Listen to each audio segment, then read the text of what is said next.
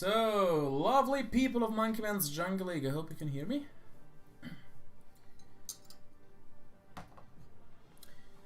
So, yeah, you can hear me. Excellent. So, I didn't play today as I'm kind of a bit sick, probably due to eating a bit of a weird cheese yesterday. I've watched the game on multiple streams for some time. I watched the stream of Erling in Dalmatia. I watched the stream of Dave and Khmer, and of course watched the stream of Slavic. Especially I can recommend Slavic lately. Really good content, and I really like it. So, first nation I'm going to take a look at is Japan.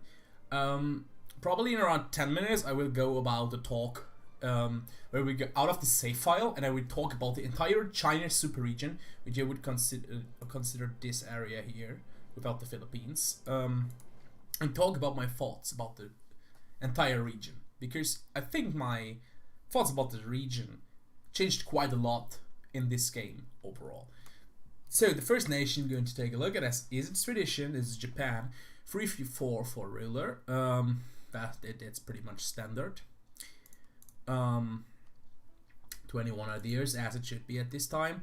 Looking pretty decent overall. Like, this war is over, this war is won, rightfully deserved, so he has a really good quality. Nation is in a good shape. Like, you cannot deny it, the nation is well played. It's well done. Like, I gotta say, this nation was really well done. And considering the fact that most people that are probably a bit newer in MP scene, and then I have a guy like Slavic who's like making really good EU4 content, but he's stepping into the MP scene like not that long ago, if I remember correctly. Feel free to correct me. I think this nation is already showing that he has a good thing, a good take on the game. I think overall his diplomacy is really well done, and I think this is one thing I have to call out, because I think it's really rare to see mostly single player focused player coming into multiplayer at this high of a level already.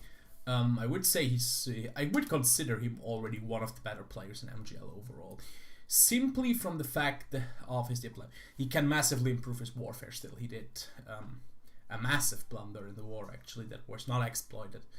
But that's a different story. So, let's talk about the nation. I'm not using Skanderbeg. I always think Skanderbeg gives you an impulse about how the game actually went. And I think if we're just taking a look at the nation, I just want to give you a point where you don't have to check Skanderbeg and you don't have to check the game yourself. I just give you a quick overview, which is mostly at the beginning, like 4 or 5 minutes, and then gets around to 1 minute later on. So overall, when you take a look at the build-up of the nation, mostly the good workshops are built.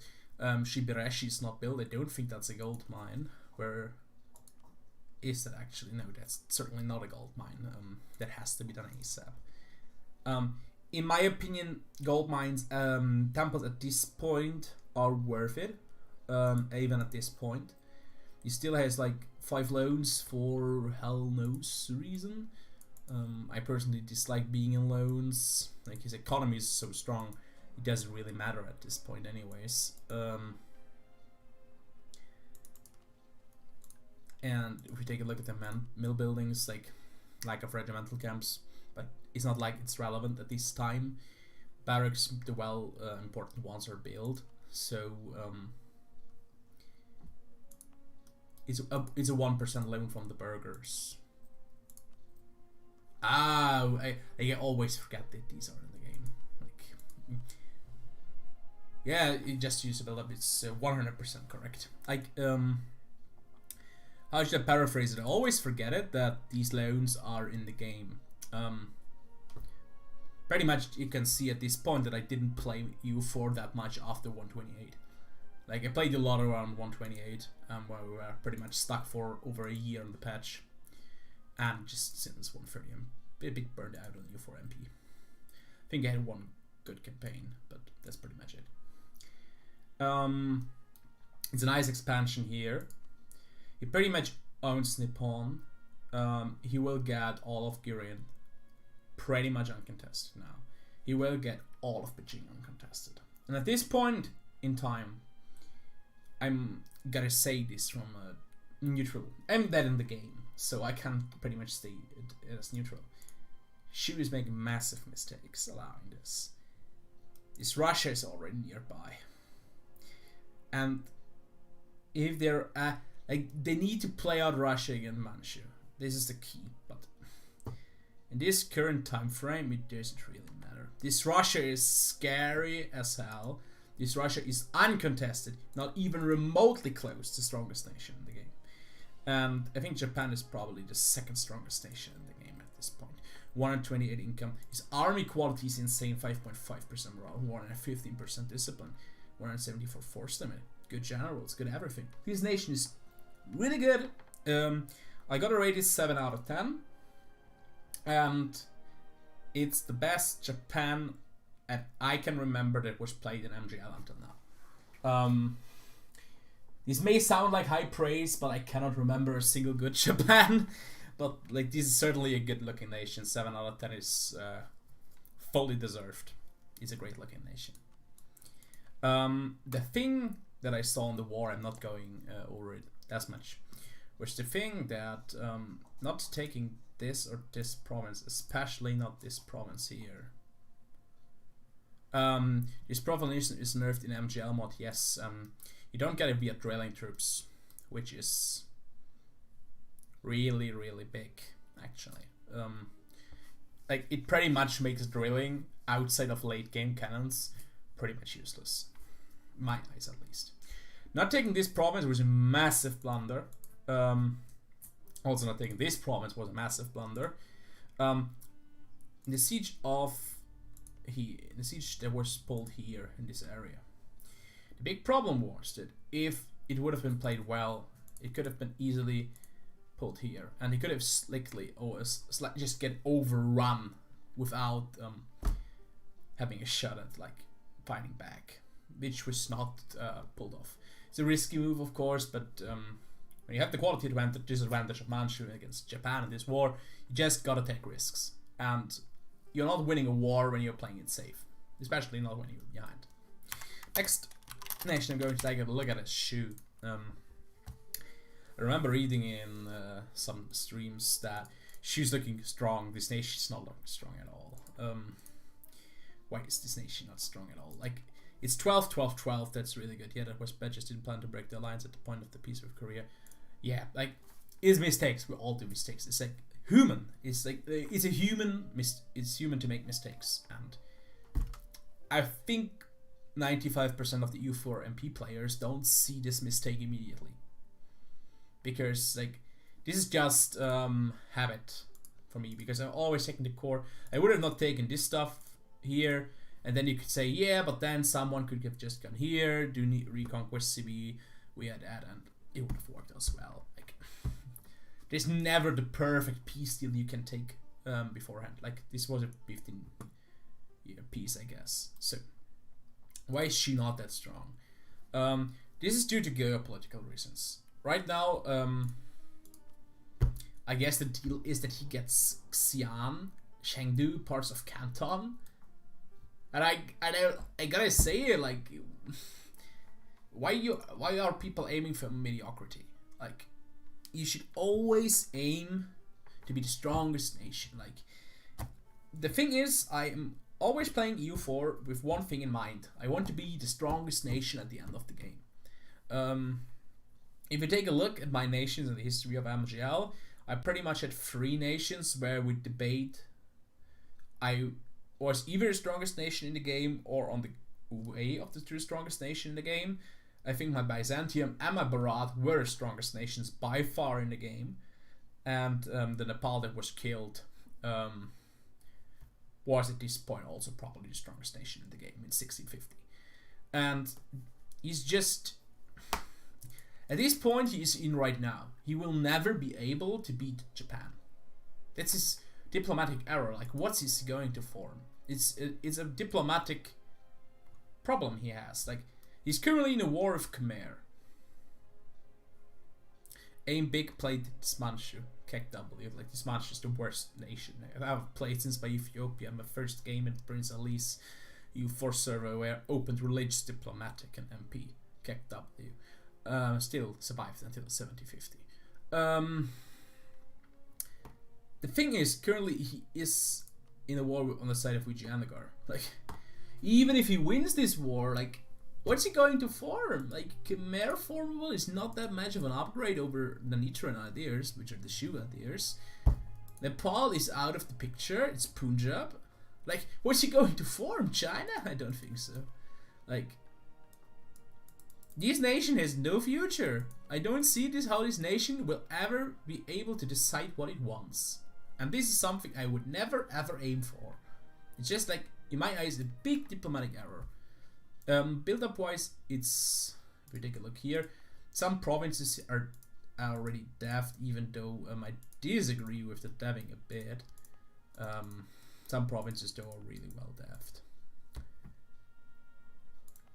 Like, the situation is, he's pretty much in a situation where he's getting outscaled by everyone around him. Like, he's existing, he's the last surviving Chinese nation, but he's on the way to be dead. Like, even if he kills Khmer, like, what's he going to do? Nothing. Like, this is a 5 out of 10 nation. Nothing else, nothing less, nothing more, nothing less. I don't see how this nation will ever be relevant in world scenarios. Like, this Japan will 100% be relevant, this Majapahit will 100% be relevant, this Russia will be relevant, the Ottomans are going to be relevant. All these parts actually will belong to Japan. I will talk about this part when I'm finished with Khmer and Majapahit. Because I actually have some strong opinions about this right now. Thank God the medicine's working. Khmer, like, the nation just came out of bankruptcy. Like, it's bankruptcy warring again. I don't have to be a magician to say 2 bankruptcy wars in a short amount of time are not well for your nation. Like, how the fuck is he supposed to win? Like, unless Punjab joins and intervenes, this war is lost. The nation is lost. Like, unless Majapahit steps in, and I don't see any reason for Majapahit to do so, I don't see how this is going to change. Like, the problem is, you gotta retreat out of here. Then you have to go at least either here. We should put you in the problematic situation that you have to find here. Otherwise, you have to find here in this area, which is like this is a bigger disaster than, like, didn't see this being a bankruptcy where Shuela Vijay randomly because it didn't tell him. I was stacking Vij. Yeah, it's Batman. Nah, it's not a juice break for you, Alicia. Not in any way. The thing that a lot of EU4 players do not understand, even until this point, that you should always play with your own nation in mind. You have specific play styles of EU4 players, and I would describe myself as a player who always chooses one person. At the beginning of the game, I will never ever work against this person. I will give him a great deal every time that he cannot refuse unless he's stupid. I gave Japan, Korea, I gave it Honshu. I gave it more than it should have ever gotten. And I was thinking like, when I form Yuan and I go theocracy later on, I will be so strong that I am the strong partner of the 2-nation relationship.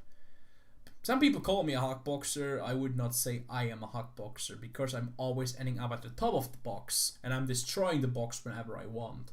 That's the thing. When you are the one in control of the box, you're not a hawk boxer. You're actually playing it properly. And that's my opinion about the topic. You should always have the nation that is the strongest in the end. For example, if you're playing in this area here, the strongest nation in this area are Poland, Ruthenia, Russia, Prussia, and Sweden. So, if you're Bohemia, there is pretty much only one way to play the nation properly. It's to play Poland or go for Prussia.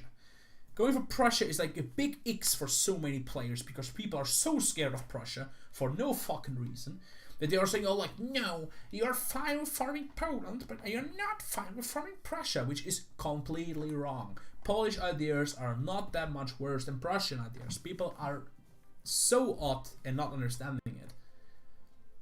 The difference is so small. Like, in that area here, this is the first Italy split I've seen working out, and I'm still not getting why it's working out. It shouldn't work out. The thing is, Italy formation is insanely broken. You should always go like Tuscan ideas, Dalmatia into Croatia. I have a pretty much disagreement that I talked about today as well. Like, Croatia is just way better tech in the end, because then you go Croatia into Italy, which is like an insane. I'm getting 20 of such questions each Poland campaign. Why not Prussia? This is a statement I'm going to regret. Poland Ruthenia is stronger than Prussia. Poland Ruthenia is pretty much the second strongest tech in EU4 multiplayer. Poland Ruthenia gives you Tsardom with Polish ideas. The only nation that is pretty much stronger than this would be pretty much Prussia with Tsardom. And that's pretty much not doable. And Poland Ruthenia is literally the hybrid of Prussia and Russia. Like, it's pretty much impossible to lose on equal terms. Unless you make a major screw up. Like, Poland Ruthenia in that area is the strongest nation in the game. Like, I was playing Hungary into Poland into Byzantium. His session review has turned into a rant rather quickly. Yeah, I will continue there. But I will go about diplomatic stuff later on. I will go a bit quicker about other nations now. Like, it's always the best to just go Poland, Ruthenia. Like, it's just the best formable in the end. It's the best way to play Eastern Europe. Like, there is no argument for this in my eyes. Like, people would always say Prussia, but Prussia is a garbage tech because everyone will kill Prussia because Prussia is just putting a giant target on your back. Poland Ruthenia isn't, because people are saying like he's no Prussia. Prussia is a shadow of its former self in EU4 because people got better. Like, Russia is the strongest EU4 tech in the game because manpower deving is so insanely broken at this point. Poland, Russia, no, like, you can always discuss, because I don't think Russian ideas are the best ideas in the set, but the combination of all Russian things are the best things in the game. They're better things, but let's not debate about this. So, that is pretty much it. I would say Khmer is a 5 out of 10 nation, but it's going to die at one point without a major diplomatic shift. Agony. I can already see mistakes in this nation. Massive ones. Manufactories not built. Workshops not built. Temples not built. Regimental camps not built. Like, you are not getting any return of investment when you're not investing cash. Like, you're doing 217 ducats. You're rich as hell, boy. Like, you need to invest your cash. The nation is in great shape, but it could be even better. Like,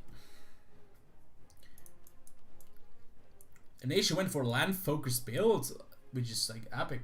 Like, it's working out. I doubted it, and you proved me wrong. The income is actually quite good at this point, especially in the MGL mod. Nation is overall looking really, really good. Way better than I actually expected it would. But now I gotta say, man, like, what's your goal? Like, if I were you, I would try to go here. No shot like beating Great Britain. Great Britain is the most overrated nation in that entire goddamn game. I will talk about this later when I'm finished with the podcast. And I will actually go into depth with this one in a separate video probably. I would go here. I would just try to take over Kurum and Eltrade, and then I would try to go to the Cape and to go Batua. Like, at this point, you're just waiting and waiting until Portugal will annihilate you. This is the point. Like, you gotta snowball. You gotta kick them out. Kick them out. Nation is 6.5 out of 10. Like, it's great. Like, sadly not going here, which is in my eyes a mistake, but it's already too late for this. Sag, no Walrus Nation. Sag. Yeah. quick review about India now. I will go into depth about Punjab. 21 years, 12 for 12, 147 income, not improved that much from last session. And nation is like, people are quick with calling me out for calling a nation dead, but I don't see how this nation is going to survive. Like, this India diplomatic wise is one of the worst Indias I've ever seen. India is like the Civ. There's a rule of two. There's one master and one student. There's always one nation that is the stronger one, and the other one is the weaker one. Kredix, not killing Manchu is 100% the wrong play. Like, I was literally telling him in session 1 or 2 that he should kill me. He should not defend me. Like, I think my advantage over most people is that I do not care if my nation dies. I actually want players to play to the fullest potential. I want them to have fun. And that's the thing. Like, sometimes I have fun when I win the war. When I was playing Byzantium, I was pushed back to here, to Ankara. And I pushed back to Persia. It was the most fun I've had in EU4 multiplayer since ages. But sometimes you're the losing side. Like, he told me, hey, it's fine. I think your nation's not looking that good. I will end your agony. Like, I even would have to thank him, actually, because it's a correct play. Like, he's ending my agony and he's making a correct play. Like, it was 100% a correct take. Like, Darv never played the nation, which is unlucky, because if I would have to consider my biggest weakness is actually nation building. My biggest strength is backstab, diplo, and actually exploiting mistakes in Darv, in warfare. And Darv's biggest strength is actually building your nation and making other nations around you irrelevant, which is also one of my better aspects in U4.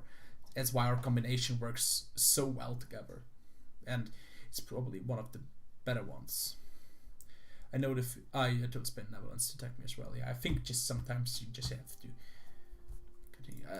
This Vijayanagar will die. It's just my eyes. I think this is a 3 out of 10. He didn't snowball, joined irrelevant wars in China, made unnecessary enemies, did not kill Mewar with Punjab. Like, Mewar and Punjab will probably split it up. I don't know how this is going to work out. This Punjab will be insanely strong. And that's why I will talk about Punjab in a second. This Mewar, like, has not really depth at all. 21 a year, 72 income, issue, and Vijayanagar are killing Khmer. Is this changed? Question mark. I remember it a bit different, but like, this nation is going here. Like, he's running in the problem that every Mewar does. Where to expand. Mewar, I will talk about geopolitics afterwards. I will do a quick review about the other nations now, because I really want to talk about geopolitics in EU4. Because I'm actually getting annoyed by so many people playing geopolitics so bad in EU4. Like, I think people like Monkeymans will all say, "Oh, you're a Brabega," but I don't care. It's my point of view, and if people are calling me retarded because of that, then so be it. It's a debate on the internet. So, Punjab and Alicia. I think Alicia is, like, I got told that he was playing in other leagues, but it was pretty much the first time I've heard about Alicia in one of the bigger leagues. I consider MGL and Purple Room the 2 big leagues in EU4. But there are certainly other leagues that are also already playing high-level EU4, just different. Why are you converting to Sikh? Alicia, what are you doing? What are you doing? It's so wrong. Agony. Agony, that's so bad. Holy fuck. Like, don't get me wrong, Alicia, but this is a gigantic mistake. Holy fuck.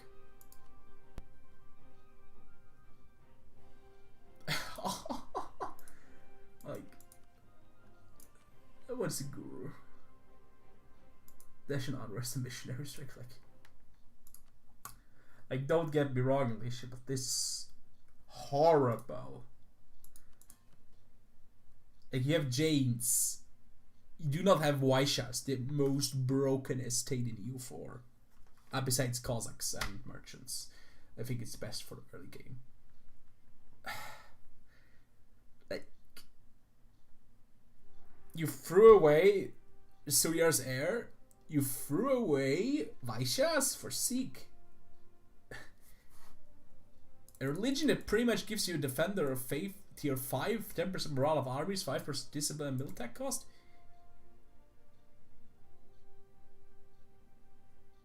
I don't think he would go Shia and recruit 50 me. No.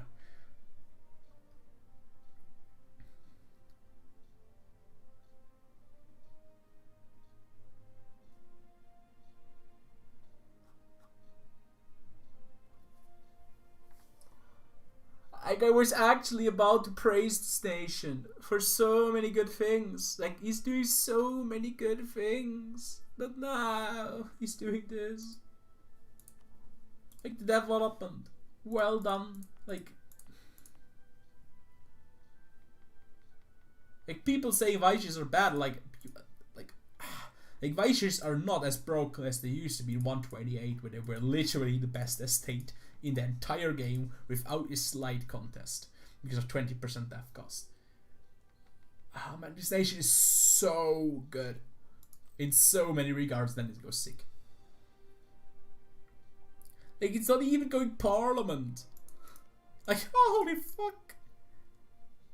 Alicia, what are you doing?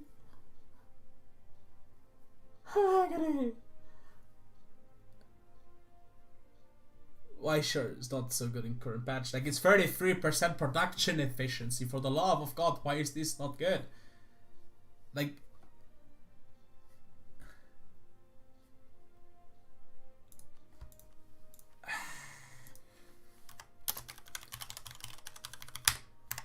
so long term, this one.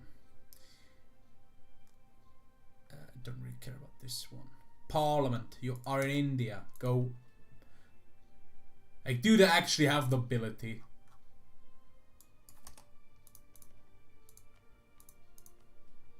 Like,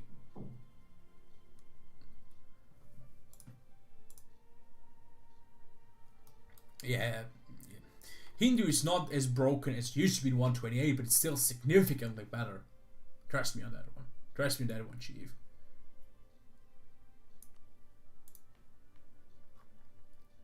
I unironically think this will hurt the nation. Seek as an ability, like States General State's actually a bit better because of the build-up.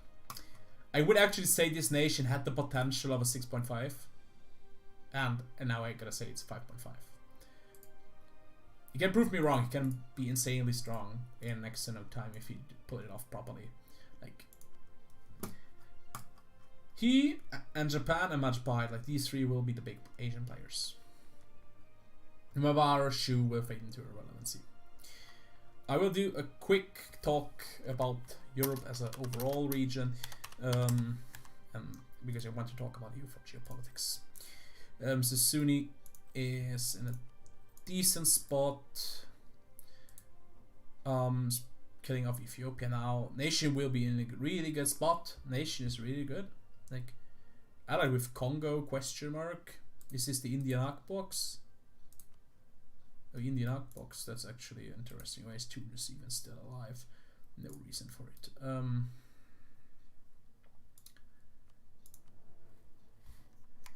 Many workshops to be built. Development was done well. I will do the same with Congo, who's also doing well. Disappointed a bit in Monkeyman KW. Monkeyman also doing it well.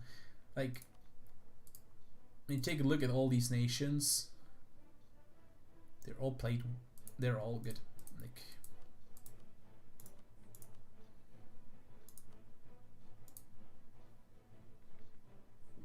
Like I think as always Monkeymans Nation is just the strongest in the area. I would make a quick check, like.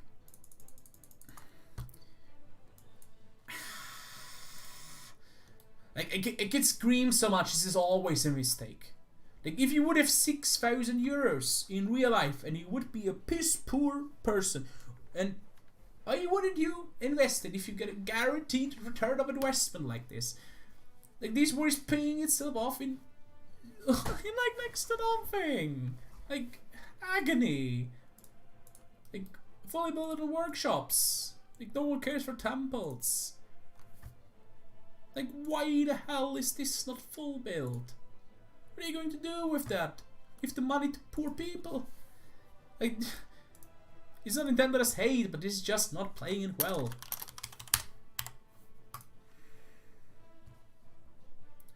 Sakoto, for example. Do you think the manufacturers? Do you think the manufacturers on the food provinces is worth it? I actually think it's worth it. Why? You gotta check if you like. You're never building manufactories for 500. That's the thing that a lot of people are forgetting. Like this is 259. Like it's correct. It's a correct choice in my honest opinion to just build it. Why? You're paying 250 ducats.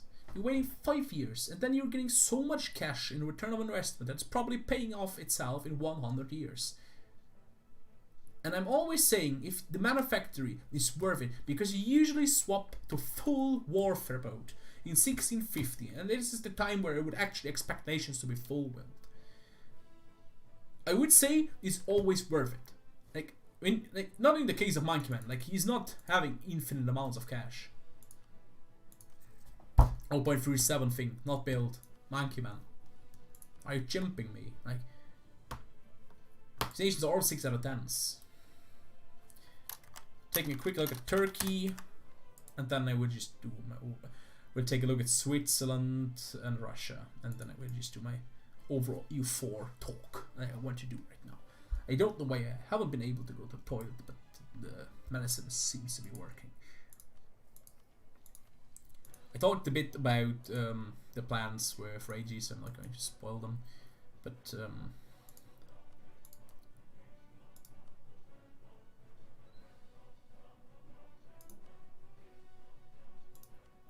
yeah, gotta build up. 5 out of 10. Switzerland really expanded well. I think Leonhard is one of the most wholesome players. Gotta be saying that because he's actually a like lovely person, great person. Really like him as a player, as a person. Really nice. Like most players would rage quit with this size of a nation. I would probably rage quit, and I would probably go into the most retarded wars. But this is all right. Like he's going for bankruptcy again, but he's going to go up. Like he's pretty much built for warfare at this point. It is slowly expanding. Like nation is completely fine. 5 out of 5, 10. Like I'm not going to talk about this at this point. Like I can't be bothered. Portugal is probably a 6.5 out of 10, if not a 7 out of 10. It's one of the strongest Portugals I've ever seen. Talking about the strongest nation in the game right now, like 137 income. Like Russia is always a piss poor nation until Novgorod gets really strong.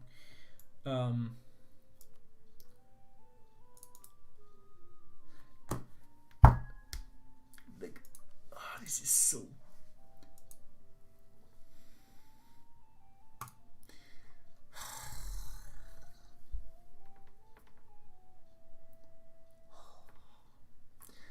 I get so angry when I see so many people doing so many mistakes. Like, unless this Russia gets ganked, I'm willing to say that Russia has already won the game. Like the management here is a bit odd, but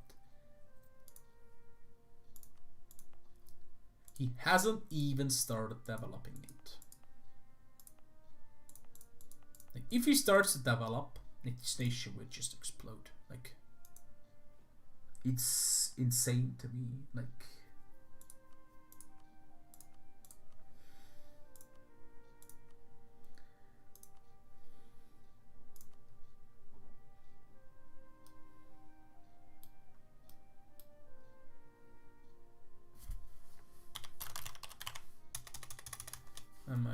writing Bosch grid wrong, so let's me check the trinkets.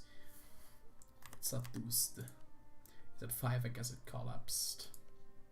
Speed mods did not develop that one. Now Goldman here, not developed.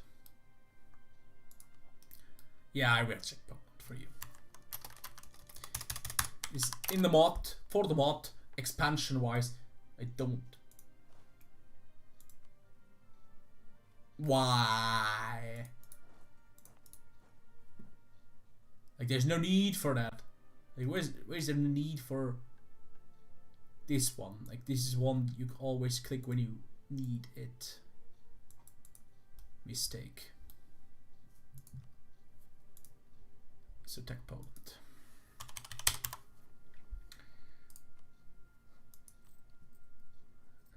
It certainly ramped up in income. That's okay, looking okay. No VHS has to be built. I didn't unpause for a second. This country is looking good. This country is actually looking far better than it was last session. Massive improvement.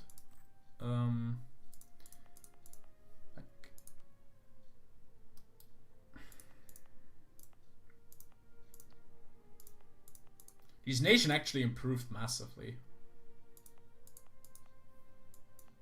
It's actually looking like a good nation now.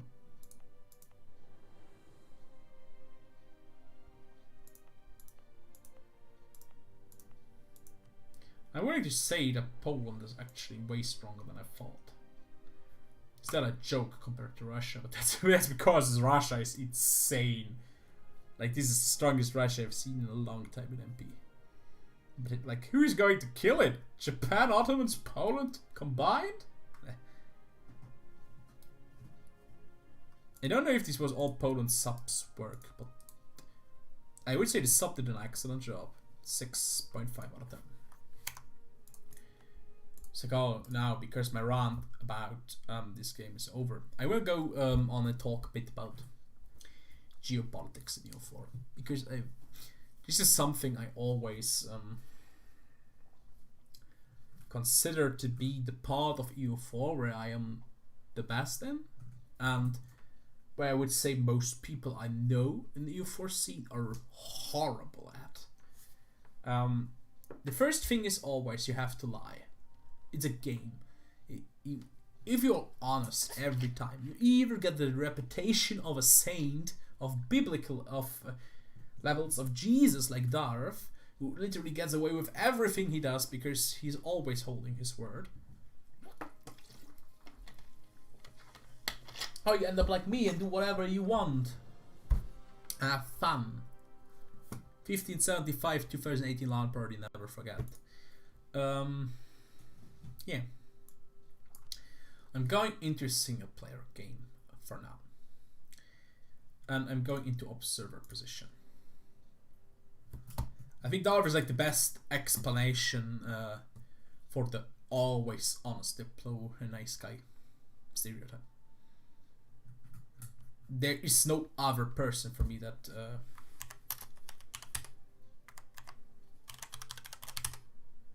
is like that. So now I'm first talking about this, and then I would just ask chat what I should talk about.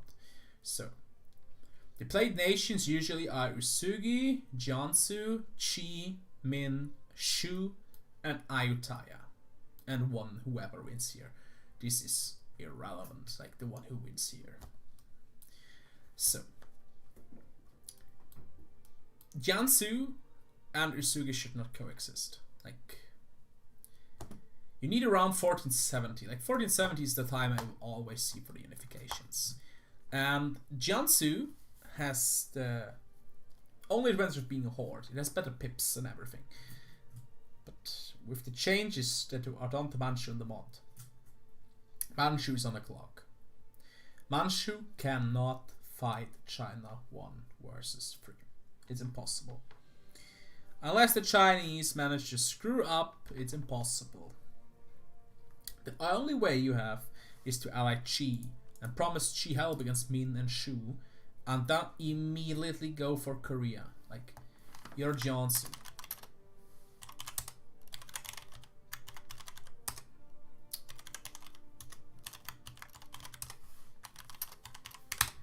The first thing you do is like, you kill 1 or 2 here because they're all weak, and then immediately when you take 4, it's 5, 10, 17, 24, 40. It's 57 war score. With this 40 here, it's 65, and you take max cash. Then you build a massive navy on their entire coast, and then you just go into Japan and annihilate the Japan player. Like, in Japan, there are not many provinces you can actually properly defend. Like, the best thing in Japan is a -1. You just overrun them. Like, there's no way that the Japan player should be able to beat you. Like, you can just declare war directly, but then you gotta sail over, and this is another shit show. This is the correct play for Jiangsu, 100%. The current problem of the China players, every time I see the China players, they're always going for triple Hawkbox. It's like, it doesn't get into my mind. Like, this area has like what, 120 provinces, 130, and you try to get 3 players in. Like, no shit, Sherlock, it's not going to work out. Like, the Chinese need to kill 1 of the players, and then the other one, but that's a different story. So Qi usually dies to the Manchu players doing a mistake. Hello there, I'm one of them, and they have pretty much no real shot at doing anything, pretty much. Like, the thing is, you always have to aim for being the strongest player. There is no other reason to play EU4 multiplayer in a competitive server. You are trying to win. When you're trying to win, you are playing for the best possible nation. The strongest formable in this entire region is the China formable. The China formable is hard to get. Don't get me wrong. Next patch we're gonna have the shit show of Siam, which was done because Paradox has no clue about having the game. For God's sake, it's nothing new.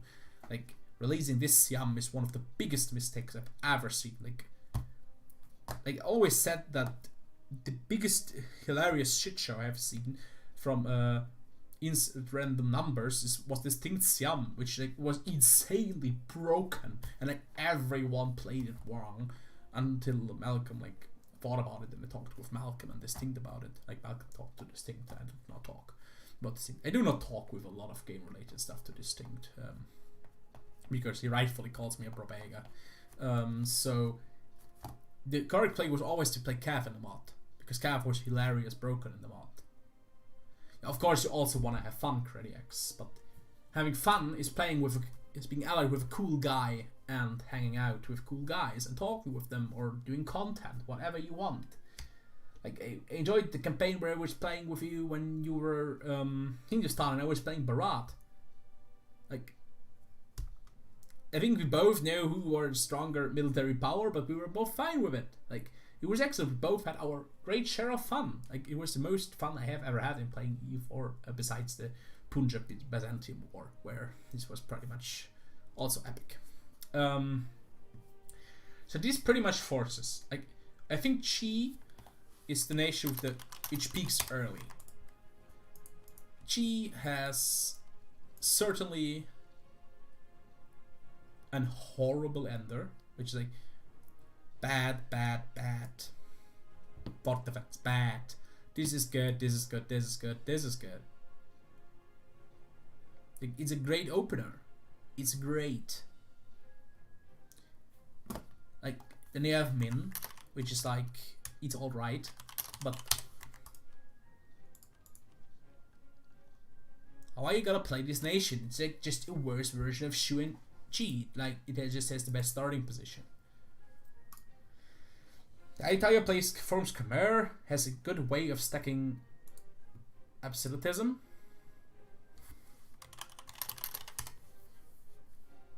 And at this point, I just don't know what you want to do. Like, if you want to be strong in China, there's only two ways. The first way is to ally Jiangsu and say Jiangsu gets Nippon, Jirin, Beijing, human, and other garbage here. This is pretty much worthless land, like this area here. Samarkand gets better, but human and Siberia are worthless in the current state of the game. And then, or like, even worst case, you give him also Xi'an, which is like a doable one for Min. Min is like getting Hangshu, Canton, Chengdu, Xi'an, and Burma is really hard to get. Same with Siam actually. But then you have a deal. That's the way the region should be played. Like, Jiangsu should ally Min. Shu is a horrible spot. I think it's the worst Chinese nation. I think Shu has the best ideas set of them, but is in the worst spot because she is neighboring the strongest Indian nation, especially with the new setup. And Canto Jazz, like, I think Khmer is also in a horrible position because you cannot expand to the south, and if the south is hostile to you, you're just dead. I don't see how this nation is going to survive if Malaya is hostile and Bengal is hostile and Shu and Min are hostile. Like, this nation is in a horrible spot. It's like the best call for you is to ignore China and go into India, and then you're just fighting against Bengal, who's just like a better version of you. It's like no reason to play it. Like, you have to go there. Like, most people I see try to interfere in China. It's wrong 100% of the time, in my eyes. India is like the rule of two. Currently, we are having Sirhind, Mewar, Bamanis, Vijayanagar, and Bengal, which is like horrible. Like, Sirhind has a great general. I don't know if we're seeding Afghan. Like, we're seeding, I think, Hormuz, Transox, Sirhind, Mewar, Bamanis. Like the winner between Bamanis and Vijayanagar is pretty much set to be the strongest nation in India for the first 100 years, until the northern one takes over. So the goal should always be for the southern nation to say, I get Coromandel, Deccan, and Bengal. And for the love of God, kill Bengal. Bengal is the nation with the highest potential in India. Bengal can easily just say, I get part of Coromandel, and just kill off Bamanis later on. And then you get like Bengal, Coromandel, and you give Deccan, Doab, Gujarat, the other nation. Or you got Bengal and Doab and parts of Lahore, and the other guy gets Coromandel, Deccan, Gujarat. Like, there's so many ways. Like, Bengal has the most flexibility in all of India, which is why I consider it the best nation. India also has the easiest option to form Nepal, which is the strongest Indian tech. There is no contention. No one can be stronger than Nepal. The thing is, you just either be the, like, this is what is it? Everybody wants you on their side. Yeah, like, this is the thing. You can just go Telugu monarchy, or you just go Tibet, Nepal, which is like also broken as hell. You just stay Hindu and sit on your ass for the entire game. So for me, pretty much,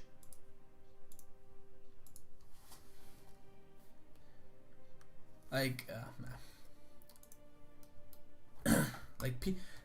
I don't get why people are sending me PMs. Like, I don't know. Like, don't trash talk my nation too much. Or, like, guys, it's not like I have any hard feelings if your nation is good or bad. This is done for entertainment. Like, it's not like I am saying your nation is horrible. If you are having fun in the game and some random retard from Germany is saying that your nation is shit, and you are like, no, my nation is not shit, then your nation isn't shit. Your nation is good when it makes fun for you. The goal for 99% of us in EU4 multiplayer is to spend time with nice people and have a good time. The Sunni Batua was good. I just didn't do it very long because I wanted to go into my rant about euphoric geopolitics.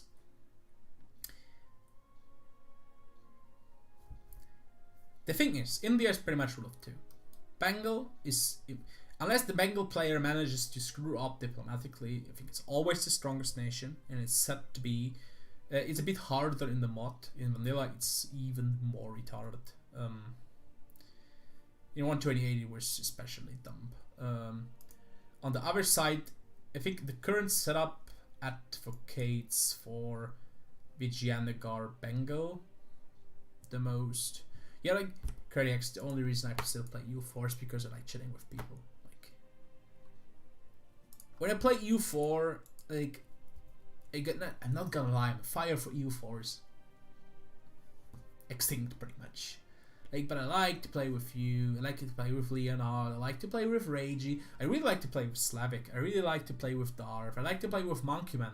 I like to chat with Serkis. With guys like Swings when he's playing. PDZ is a cool guy. Cradix is also wholesome. I already talked about it. Susuni is nice. C nice. Then you have people who are like, I probably forget like 5 or 10 people, but then you have people who are Dave. Like it's the first game I really played with Dave. So also nice. You have Geyser, nice. Zebu, also nice person. Distinct when he's not memeing, also a lovely person. Then you have people like Danny. They're also like well educated. You can talk about every goddamn topic in the world with them. Like it's so cool. It's like talking with nice people who have similar intentions, similar likings. You can talk about so much. Like I actually can say I found people I consider friends in U4, and that's the reason why I'm playing U4. The game on the balance standpoint. Like when I want to know how good I am, I'm going to play an RTS. I'm going to play League. I'm not going to play EU4. I play EU4 to have fun and have a semi-competitive game. There are always players that are better than me. I know I will never be able to beat Monkeyman in a fair game. Monkeyman is just better than me, but I just came to accept it. It's what it is. It's just to have fun, you know? So, it's Bengal Vijayanagar pretty much, or you could also see Vijayanagar Sirhind working out, but it's like a really weird spot. I think if you are like, I would just go over the openings for every nation. I would do Bengal is ally Vijayanagar Sirhind. Just say I take Bengal and I take like this chunk of Doab, which is like not the Delhi core, like they are removed in a mod, so a bit harder to say. And then at one point you just decide if you're killing off Sirhind or Vijayanagar. You don't want to fight against the starting ruler, which is pretty much a no-brainer, and Vijayanagar is probably stronger. In the meantime, you go here, go into Burma, hope the Ayutthaya player dies of boredom, or make a deal with the Indonesia player, or with the Min player, or with the Shu player. Shu and Ayutthaya should actually ally in my eyes.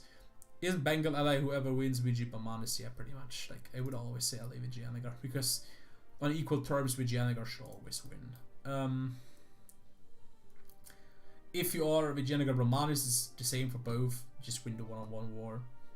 Mewar is in a horrible position, but Mewar has to go into Doab at one point. It should have, or go Coromandel. Gujarat, Coromandel, Hormuz, or Doab, Gujarat, Lahore, Hormuz, Persia is decent. I think Mewar is in a horrible spot position-wise, because it just starts in the probably worst part of India for the game start. Pretty much. Besides this area here. Sirhind is probably just go and try to get Delhi and parts of Jaipur as early as possible, then go here. But the problem then is Transox and Hormuz. Like these two should ally. If I were them, I would say Transox forms Timurids, Hormuz forms Persia. But this is also hard to do Kara Kayanlu. Kara as a nation is really hard to play. I would say if they're pulling it off properly, I say Hormuz and Transox do not really have a good shot right now, because I think both of the like it didn't play in the region, so I cannot properly judge it. It could be the completely wrong take, like my take with Manchu. Like I'm also doing mistakes. I'm just human. Like these two, like Hormuz can be really rich, but Hormuz has the problem of having Ethiopia, Mamluks and Kara and Transox. So you're probably trying to get this. If I were Hormuz, I would try to get rid of Mavar. And I would say, hey, I'm taking Hormuz, Gulf of Aden, Basra, blah blah blah. And then try to hotbox with the Indians. If I were Transox, I would try to take this. It's the best you can do right at the game start. Pretty much, in my eyes. Horrible area to play in. I would never play in this area. I think this... Okay, gotta go straight. We'll watch the rest and start later. Have a good night. Yeah, sleep well, Krayax. This is the thing. The strongest tech formable in this area, like, you could actually argue about Timurids in some parts being a bit better than Persia, but long-term Persia is always better. So I would say Persia is the gold tech. Like, this area forms Persia, this area forms the Khan, this forms Nepal, this forms Punjab, and then Nepal. Pretty much. And we go here. Like, Batua is doing Batua things, Congo should go to form Babetsi, Songhai should form Sokoto, and then it's pretty much just do whatever suits your playstyle. I think Africa is really odd. Because the big problem with Africa is that Africa is so reliant on Europe or Asia. So we're getting the next region, which is like Eastern Europe. I think Eastern Europe is the biggest, like let's talk Europe in general. There are, in my opinion, two important nations in Europe, which should always be played by the most reliable players in the game. The first one is France, and the second one is Hungary. I consider them both the anchors of Europe. France is pretty much responsible for the entirety of Western Europe to not collapse immediately at the game start. And Hungary is important to just keep the East well. So, Europe has traditionally the best formables in the area. Which is, in my eyes, also due to the fact that Europe, the game is called Europe Universalis. This game is not called Asia Universalis. So the thing is, Ottomans have started quite good, but later on, Ottomans usually die in the game because Ottomans are like, oh no, Ottomans are going to expand. Like, Ottomans are so overrated as a nation. It's hilarious at this point. Like, it's a say, like, Mamluks is actually a meme nation. Mamluks should, like, in my opinion, Mamluks always beat Ottomans on when the Mamluks player knows what he's doing, because March spam pretty much. But Ethiopia can backstab him, of course. It's like also diplomatic concern.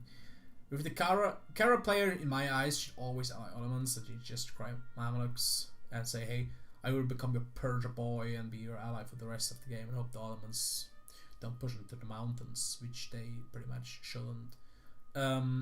Mamluks gotta form Ram. It's pretty much the thing you gotta do.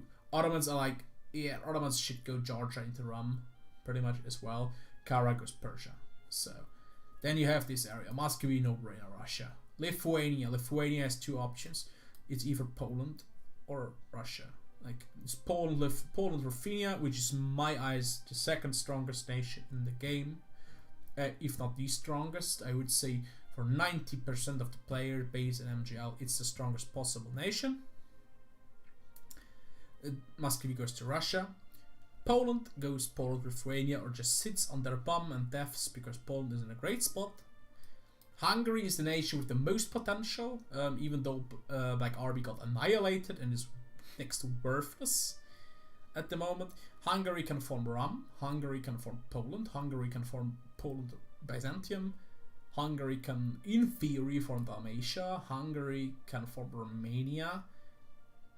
And you could even argue Hungary can go here and form something there. This is like an amazing nation. I think Hungary is the most underrated nation in EU4MP. And this is one of my big arguments. I think Hungary was, in 128, the best non-Indian EU4 nation in the game. Simply because it was so underrated. It has 2 gold mines. always was able to beat up the Ottoman part, get this for free. Like, you pretty much are guaranteed to get this for free. Like, a lot of people are underestimating this. If you have decent Diplo, this is always for free. So when Venice goes into Dalmatia and later into Croatia, I'm not going to do the forever debate about this one. It's like, just take Venice node, kill Austria, pretty much. Florence and the Pope, also pretty much the same. Most servers I've seen in Florence, Genoa. Try to outrun France or Castile. You look based, by the way, thanks. I probably look like shit right now. So I'm sick and on medicine. Castile is with the Aragon Pew really weird spot. I would say you consolidate this. And a mistake I often see with Castile players is that why the fuck do you go into the Maghreb? Just make a deal that you stay on your side of the pond and he stays on his side of the pond, and just go and kill France with Burgundy and England. Like, the big problem is France is the strongest 1444 nation in the game right now. I think a lot of people are going to disagree with me, but I think it's the strongest nation for sure, in my eyes. Because you're pretty much the strongest 101 nation at this point. So, you have the strongest Age of Reformation power spike with the Spanish Turcos and the Spain formation, which is like an insane combination. You're next to impossible to lose war. You just ally with Portugal, say, Portugal, you make colonies, I make the rest. And this one is one of the most natural hack boxes you can do. And later on, just promise him Ireland formation or whatever he wants. England is usually played by people who are playing AFK deving style, which is perfectly reasonable, and being the colonial superpower, which is completely fine. I think most England players lack any drive to actually be the strongest nation in the game. A lot less players are going for Sieland and the Baltic nowadays. I haven't seen them going for Prussia formation. I haven't seen them going for France formation a lot. England should always, like, you have the Ireland road, you have the France road, you have the Death and Shill road, which is pretty much a new world. You have the Kill Portugal road.